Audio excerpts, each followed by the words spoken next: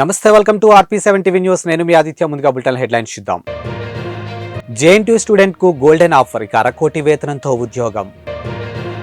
సమ్మక్క సారక్కకు కారెత్తు బంగారం, ఎన్ని వందల కేజీలంటే? హైదరాబాద్ మెట్రో 40 రూపాయలు చెల్లిస్తే రోజులో ఎన్నిసార్లైనా ప్రయాణించేలా ఒప్పందం. కేసీఆర్ జన్మదిన వేడుకలు ఆటో డ్రైవర్లకు గుడ్ న్యూస్, ఇక ఒక్కొక్కరికి ₹1,00,000. హైదరాబాద్ JNTU స్టూడెంట్స్ కి లక్కీ ఛాన్స్ కొట్టేసింది. ప్రముఖ సాఫ్ట్వేర్ కంపెనీలో ఏడాదికి 52 లక్షల వార్షిక వేతనంతో ప్లేస్మెంట్ సాధించింది. ఇక JNTUలో బీటెక్ ఫైనల్ ఇయర్ చదువుతున్నటువంటి student Challa Saikriti D E Shaw group of company ఉద్యోగం సాధించింది. ఇక కంపెనీలో ఒక ఉద్యోగానికి జరిగినటువంటి రాత పరీక్షకు JNTU నుంచి 100 మందికి పైగా విద్యార్థులు పోటీ పడ్డారు. అయితే 3 రౌండ్లు అనంతరం ప్లేస్మెంట్ సాయికృతి సొంతమైంది. ఇక సాయికృతి ఎంసెట్ లో 186 ర్యాంకు సాధించి JNTUలో బీటెక్ కంప్యూటర్ సైన్స్ లో చేరింది.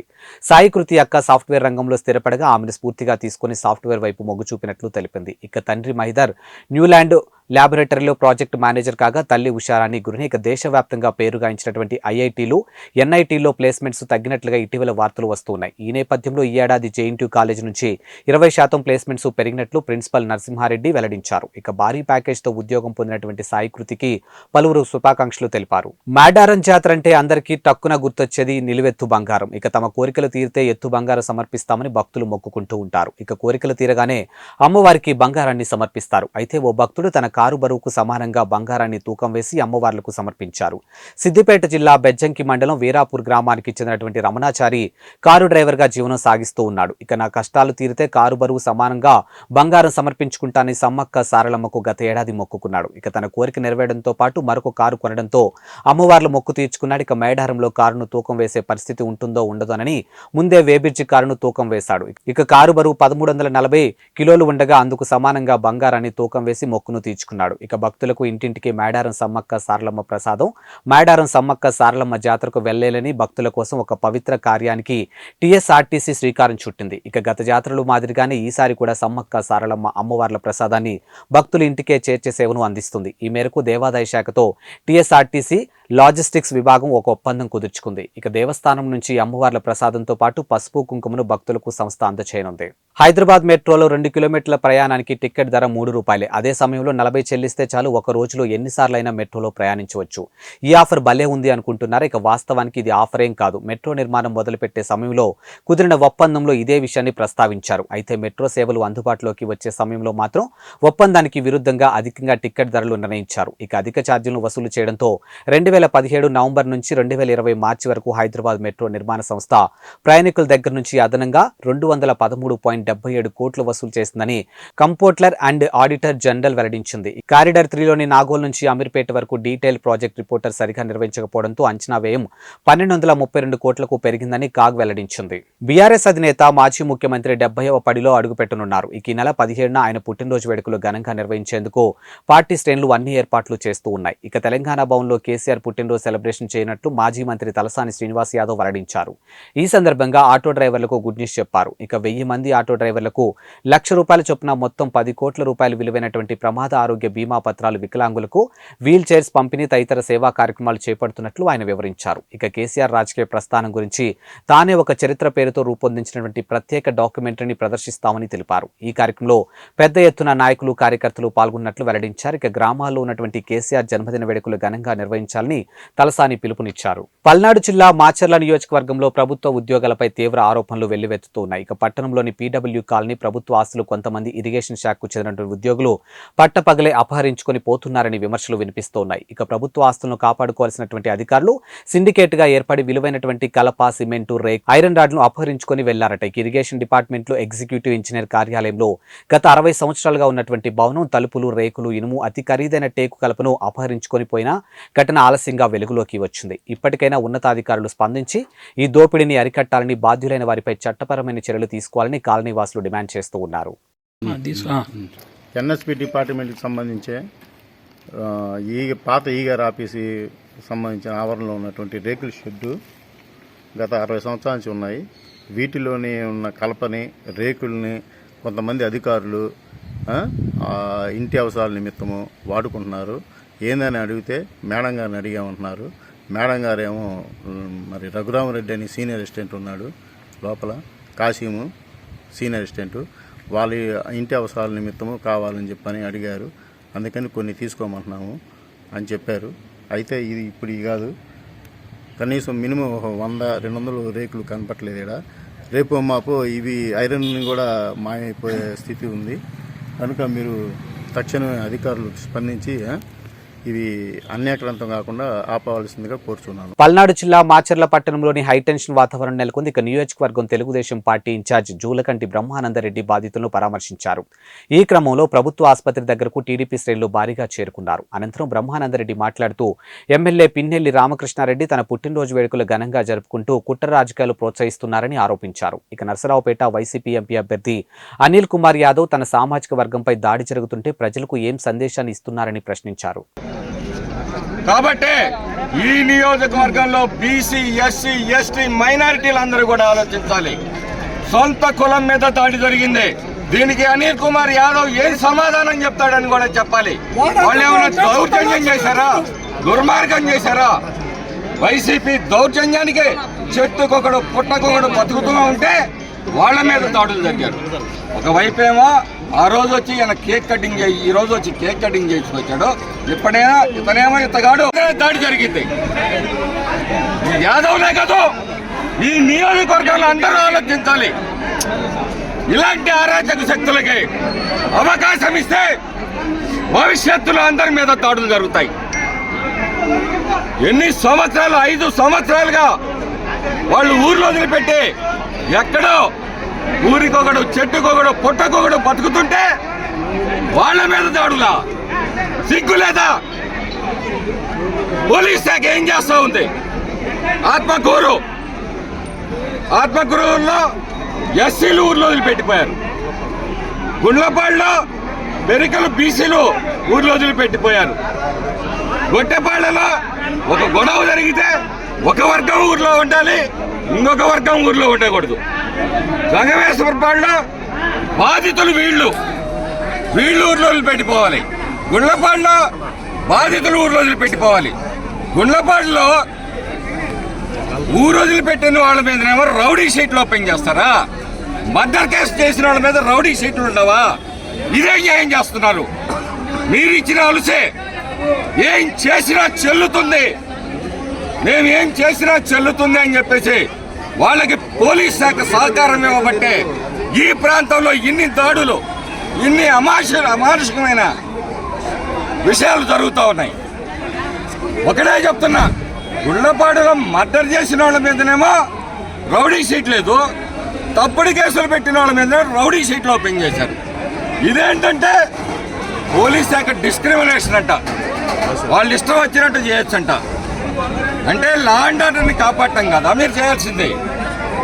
ఎలక్షన్లు వస్తున్నాయి, ఏ విధంగా వాళ్ళకి సహకరించాలని ఆలోచనతో గుళ్ళపాడులోనేమో మర్డర్ కేసుల ముద్దాయిల మీద రౌడీ షీట్లు పెట్టకుండా అమాయకుల మీద రౌడీ షీట్లు పెట్టి వేధిస్తున్నారు. ఈ రోజుకి చంద్రయ్య హత్య జరిగిన తర్వాత ఊర్లో ఉంటే 2 ఆర్మ్స్ యాక్ట్లు పెట్టారు, మర్డర్ కాన్స్పరసీలు పెట్టారు. ఎక్కడో గొట్టపాళ్లలో గొడవ జరిగితే నేనెక్కడో తిరుపతిలో ఉంటే నా మీద కేసు పెట్టారు. ఏం జరుగుతుంది ఇక్కడ? సమాజం ఆలోచించాలి, మేధావులు ఆలోచించాలి. ఎవరికి భయపడే ప్రశ్నే లేదు. ప్రాణాలు ఒక్కరోజే పోతాయి, అంతేగాని ప్రతి నిమిషం చస్తూ బతుకుతూ భయంగా ఈ పల్నాడు ప్రజలు బతకాల్సిన అవసరం లేదు.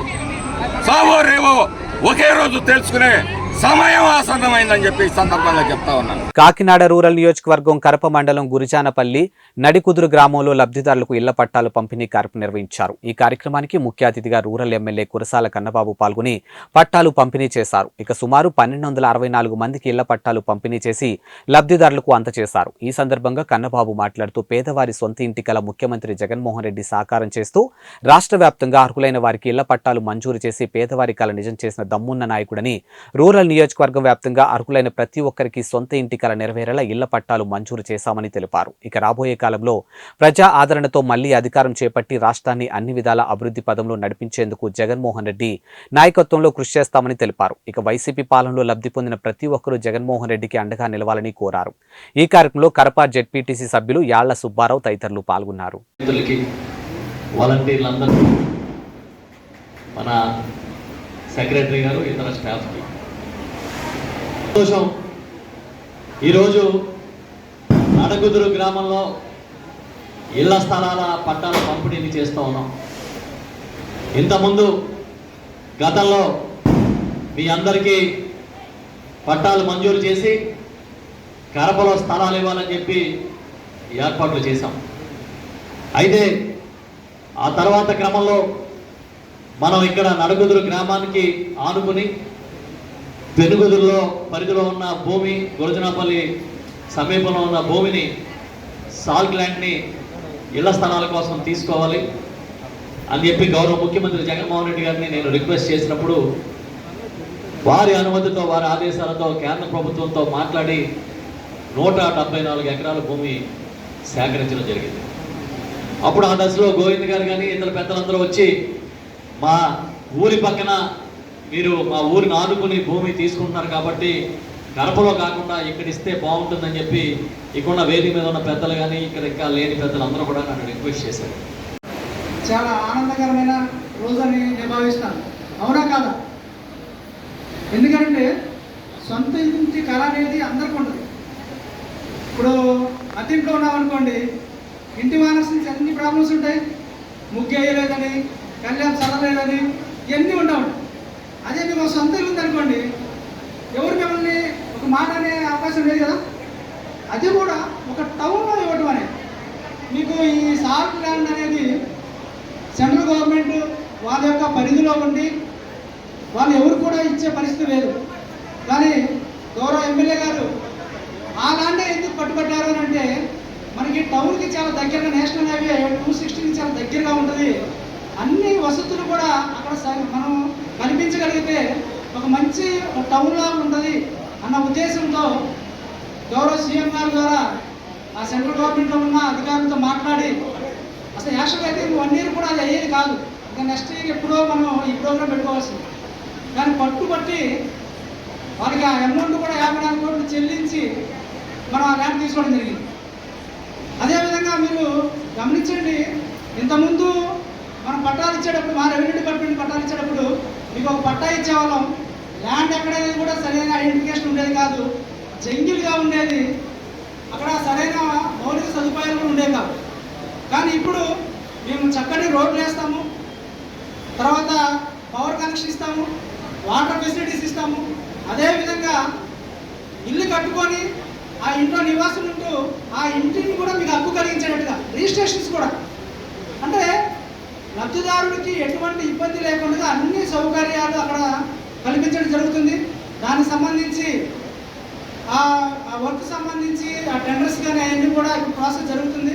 కాబట్టి ఒక మంచి లేఅవుట్ మీరు వెళ్తున్నందుకు స్టేట్ గవర్నమెంట్ అయితే వెంటనే అలర్ట్ అవుతుంది, కానీ సెంట్రల్ గవర్నమెంట్ నుంచి తీసుకురావడం అనేది ఒక నిరంతర కృషి. దగ్గర 4 సంవత్సరాల పాటలు పడితేనే కానీ ఆ ల్యాండ్ అలర్ట్ అవ్వలేదు. ఇంకొంచెం ముందుగా అలర్ట్ అయి ఉంటే మీకు ఇంకా సకల సౌకర్యాలు ఈ పాటికే ఏర్పాటై ఉంది. కానీ అప్పటికీ కూడా రోడ్లు అవి ఏర్పాటు చేసి త్వరలోనే మీ అందరికీ కూడా హ్యాండ్ ఓవర్ చేయడానికి ఏర్పాట్లు చేస్తున్నారు. ఎక్కడ కూడా రాజీ పడిన వ్యక్తి ఈ మన కాన్స్టిట్యున్సీలో కురసాల కన్నబాబు గారు వచ్చిన తర్వాత జరుగుతున్న అభివృద్ధి కానీ, ఈయన గారి ప్రభుత్వం ఏర్పడ్డాక జరుగుతున్న సంక్షేమం కానీ ముందు ఇంతగా అభివృద్ధికి మారిపోయారు మన కురసాల కన్నబాబు గారు. కన్నబాబు గారు ఒక విజన్ ఉన్న నాయకుడు. ఎంతో ఏ విధంగా ఆయన వ్యవహార శైలి ఉంటుందంటే, ఒక గ్రామాన్ని డెవలప్ చేయడం కోసం ఒక ప్రణాళిక సిద్ధం చేసుకుని, ఒక బుక్ రెడీ చేసుకుని, స్టార్టింగ్ నెగ్గిన దగ్గర నుంచి ఈ రోజు వరకు ఆయనే పర్సూ చేసుకుంటూ మీ నాయకులు ఇచ్చిన వినతి పత్రాలే కాకుండా ఆయన సొంతంగా కూడా మనం ఈ గ్రామాన్ని ఏ విధంగా అభివృద్ధి చేస్తే అందరికీ మేలు జరుగుతుందని చెప్పి ఒక విజన్ తోటి ముందుకెళ్లే నాయకుడు. అటువంటి నాయకుడిని మనం రాబో రోజుల్లో మరోసారి ఆశీర్వదించాలి. పన్నుల రూపంలో కాకినాడ కార్పొరేషన్కు కాకినాడ నగర ప్రజలు చెల్లిస్తున్నటువంటి సొమ్మును 500 కోట్ల రూపాయలను ద్వారంపూడి దోచుకుని వాటిని కప్పిపుచ్చుకోవడానికి పూజలు నిర్వహిస్తున్నారని కాకినాడ సిటీ మాజీ ఎమ్మెల్యే వనమాడి కొండబాబు ఆరోపించారు.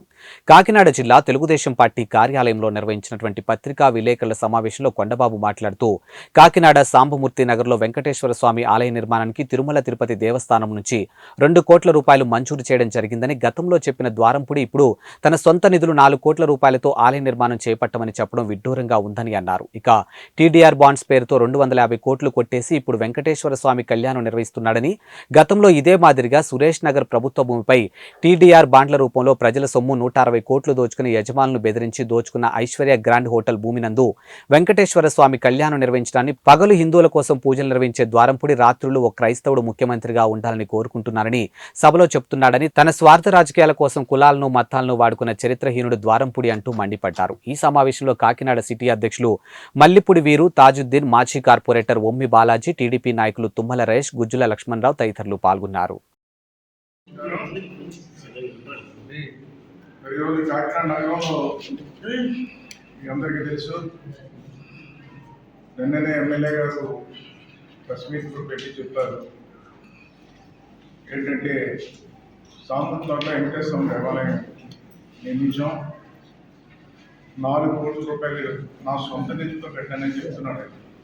ఆయన స్వయంగా చెప్పారు, 4 కోట్ల రూపాయలు మా సొంత నిధితో పెట్టామని చెప్పి.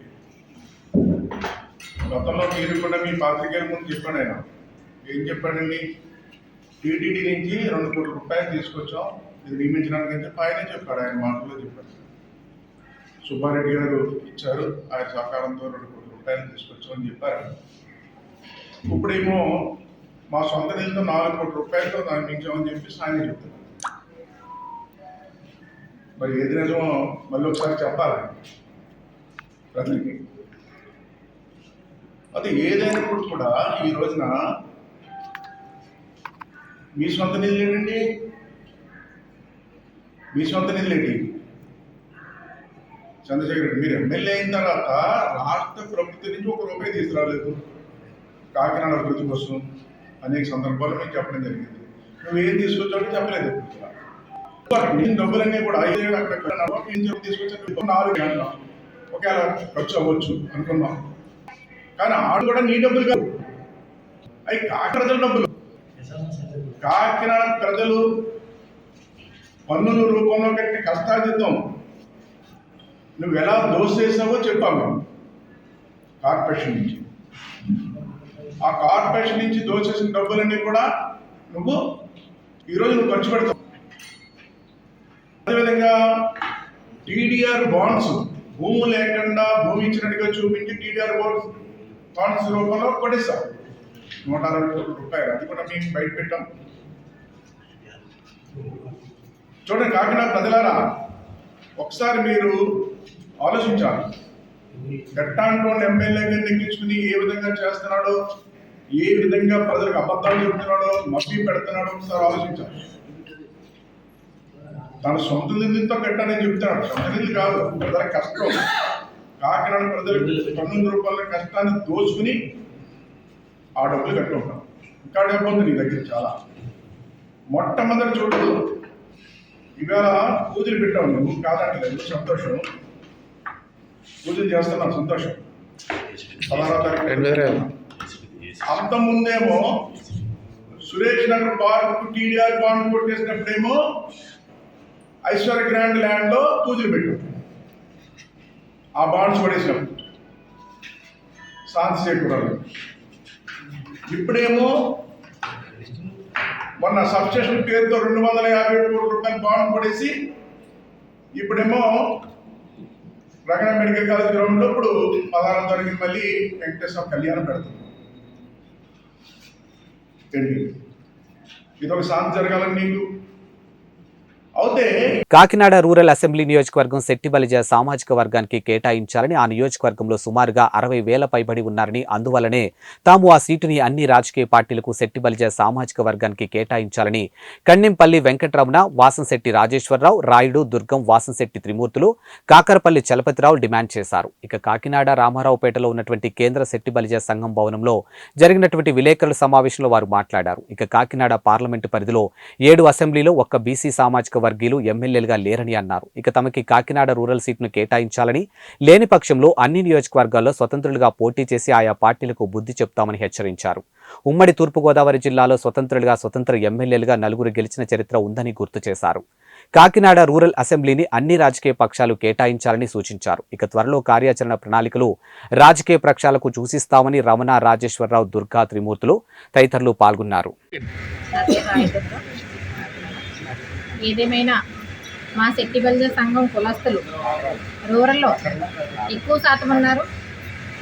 ఏ నాయకుడు వచ్చినా కూడా శెట్టి బలిజలు వాడుకోవడం తప్ప, మీరున్నారమ్మా మీ అంట మేము ఉన్నామనే నాయకులు తప్ప, మా వరకు సీట్లు ఇచ్చేసరికి మీరు ఎక్కడో ఉండండి, మీరు పక్కన ఉంటే మేము అందరం కలిపి కాపులు సీట్లు ఇచ్చుకుంటా పోతాము, వాళ్ళ వెనకాల మీరు జెండాలు పట్టుకుని తిరగండి అన్న రోజు స్థితిలోకి ఈరోజు తీసుకొస్తున్నారండి. ఈ మా పెద్దవాళ్ళందరూ చెప్పారండి. ఏదేమైనా రూరల్ టికెట్ అయితే మాత్రం ఎట్టి పరిస్థితుల్లో అయినా శెట్టి బలిజ సంఘస్థులకి ఎవరికి ఇచ్చినా మేమందరం ఏకగ్రీవంగా వాళ్ళని ఎన్నుకొని వాళ్ళని గెలిపించడం జరుగుతుందండి. అది కాదని వేరే కమ్యూనిటీకి ఎవరికి ఇచ్చినా కూడా ఇండిపెండెంట్గా వేసి మేము వాళ్ళని ఓడించడానికి ఎక్కడ వెనకాడమని చెప్పి ఈ సమావేశం తరఫున తెలియజేసుకుంటున్నామండి. నా పేరు వాసంతి, కాకినాడ రూరల్ రూరంగ్ ఎక్స్ఎంపీటీసీ. మరి ఈ సమావేశం పెట్టడానికి ముఖ్య ఉద్దేశం ఏంటంటే, ఎంతో కాలం నుంచి మామూలుగా శెట్టి బలిజలకు ఇరు పార్టీలు శెట్టి బలిజలకు సీట్ వస్తుందని ఎదురు చూసాం. కానీ ఇప్పుడున్న ప్రభుత్వం కానీ గత ప్రభుత్వం కానీ మా శెట్టి బలిజల్ని పక్కన పెట్టి వేరే కోణంలో చూస్తున్నారు. కానీ ఇక ముందు ఇలా జరగకూడదని శెట్టి బలిజలకు సీట్ ఇవ్వకపోతే ఈ నియోజకవర్గంలో అత్యధికంగా బాగా మామూలుగా పేరు మోసిన నాయకుడు ఎవరన్నా ఉంటే ఆ వ్యక్తిని ఇండిపెండెంట్గా వేసి మామూలుగా మేము ఇండిపెండెంట్గా గెలిపించుకుంటామని ఈ పత్రికాముఖంగా మరియు మీడియా ముఖంగా తెలియజేసుకుంటున్నాం. జై శెట్టి బలిజ. కాకినాడ జిల్లా ఏర్పడిన తర్వాత కాకినాడ సిటీలో రెడ్డి గారు పరిపాలిస్తుంటే కాకినాడ 2లో కన్నబాబు గారు టికెట్ ఇవ్వడం జరిగింది. మిగతా అన్ని నియోజకవర్గాలు కూడా బాబులే ఈ రోజున అక్కడ ఇచ్చేయడం జరిగింది. ఇప్పుడు కనుక మాకు కాకినాడ జిల్లాలో అత్యధిక బీసీ సామాజిక వర్గం శెట్టి బలిజలు కూడా ఉన్నటువంటి కాకినాడ 2 నియోజకవర్గం ఎప్పటి నుంచో శెట్టి బలిజలకి కేటాయించబడింది.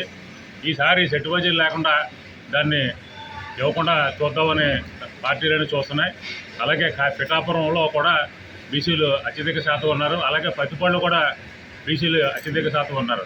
ఇలాంటి 3 చోట్ల కూడా బీసీలకు టికెట్లు ఇవ్వాలి. ముఖ్యంగా కాకినాడ రూరల్లో మట్టుకి శెట్టి బలిజలు టికెట్ ఇవ్వాలి. ఒకవేళ ఇవ్వని పక్షంలో ఏ పార్టీలు అయితే బీసీలని అలాగే శెట్టి బలిజల్ని పక్కన పెడతాయో ఆ పార్టీలు గ్యారెంటీగా ఓడించేస్తాం. అందులో సందేహం ఏమీ లేదు.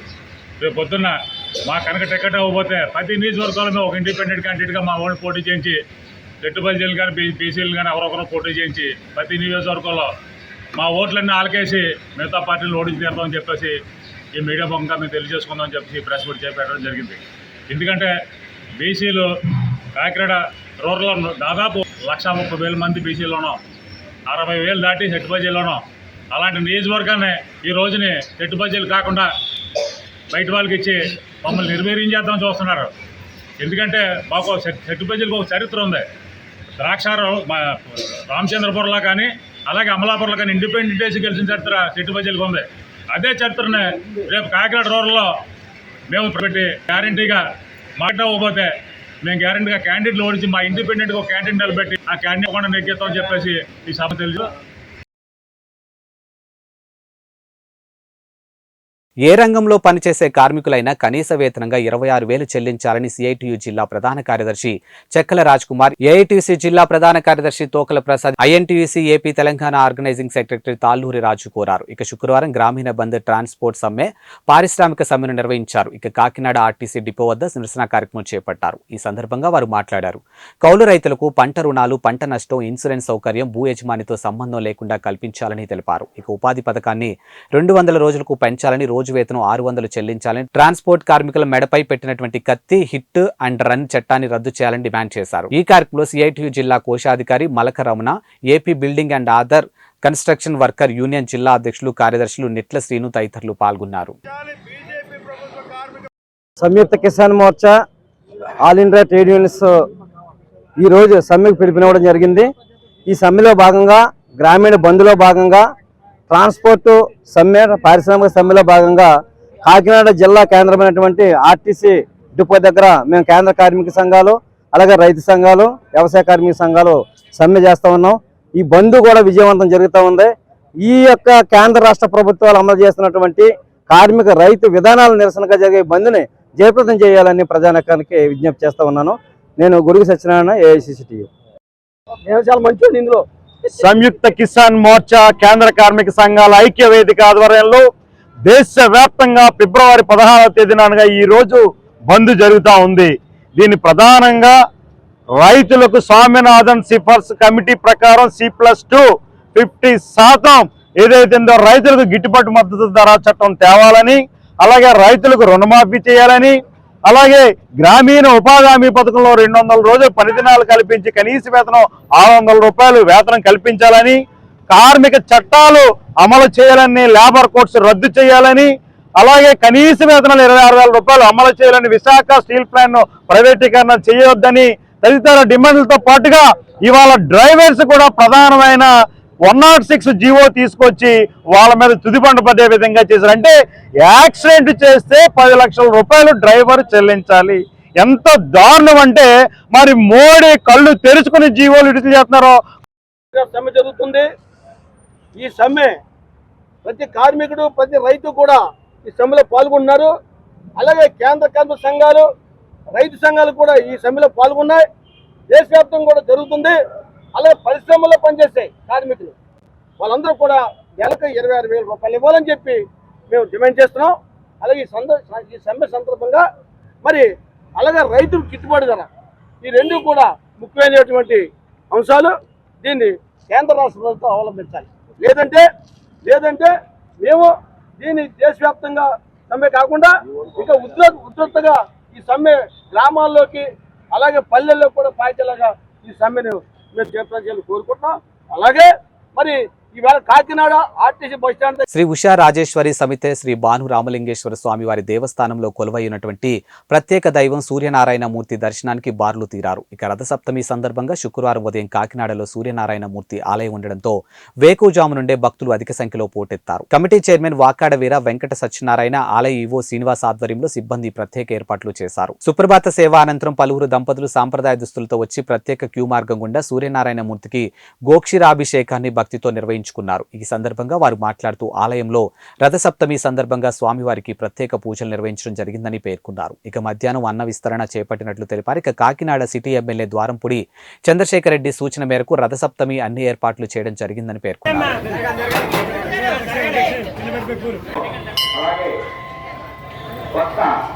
భానుగుడి జంక్షన్లో వేయించేసినటువంటి శ్రీ ఉషారాజరాజేశ్వరి సమేత భానులింగేశ్వర స్వామి ఆలయంలో ఉపాలయంగా ఉన్నటువంటి శ్రీ సూర్యభగవానుని ఆలయంలో రథసప్తమి సందర్భంగా ఈరోజు తెల్లవారుజాము నుంచి కూడా ప్రత్యేకమైనటువంటి అభిషేకాలతో కార్యక్రమాలు ప్రారంభించడం జరిగింది.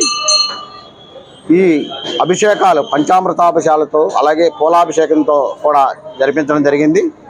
అనంతరం స్వామివారికి నూతనంగా తయారు చేసినటువంటి వెండి కవచాన్ని కూడా ధరింపజేయడం జరిగింది. ఈ యొక్క అలంకారంతో రథసప్తమి సందర్భంగా ఈరోజు విశేషంగా ప్రత్యేకమైన పూజలు జరిపించి భక్తులందరికీ కూడా ఉదయం 6 గంటల నుంచి కూడా దర్శనం జరిపించడం జరుగుతుంది. అలాగే ఈరోజు భక్తులందరికీ కూడా తీర్థప్రసాదాలతో పాటు ప్రసాదాన్ని, అలాగే మధ్యాహ్నం 12 గంటలకి అన్నదాన కార్యక్రమాన్ని కూడా ఏర్పాటు చేయడం జరిగింది.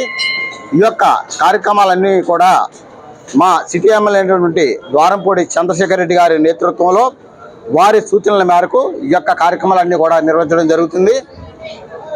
అలాగే మా ఈవో గారు శ్రీనివాస్ గారు, అలాగే మా కమిటీ సభ్యులు కృష్ణ గారు, శివ గారు, అలాగే వెంకటేశ్వరరావు గారు, బుచ్చిరెడ్డి గారు తదితర సభ్యులు కూడా ఈ యొక్క కార్యక్రమంలో వారి వంతు సహాయ సహకారాలు అందిస్తూ భక్తులందరూ కూడా ఎంతో భక్తి శ్రద్ధలతో ఈ యొక్క భగవంతుని దర్శనం చేసుకుంటూ అందరూ కూడా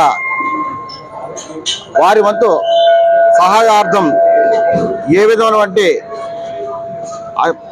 ప్రశాంతంగా ఉంటూ ఏ విధమైనటువంటి అశాంతి లేకుండా కూడా అందరూ కూడా భక్తి శ్రద్ధలతో దర్శనం చేసుకుని తీర్థ ప్రసాదాలు స్వీకరించి అందరూ కూడా సుఖంగా ఉంటారని కూడా కోరుకుంటూ మన యొక్క మీడియా తరపు నుంచి మిమ్మల్ని అందరినీ కూడా వేడుకుంటున్నాం.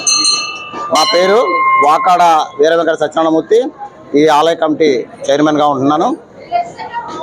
ఇవి వాళ్ళ బులెటిన్ అప్డేట్స్. మరో బులెటిన్తో మళ్ళీ కలుద్దాం. అంతవరకు సెలవు, నమస్కారం.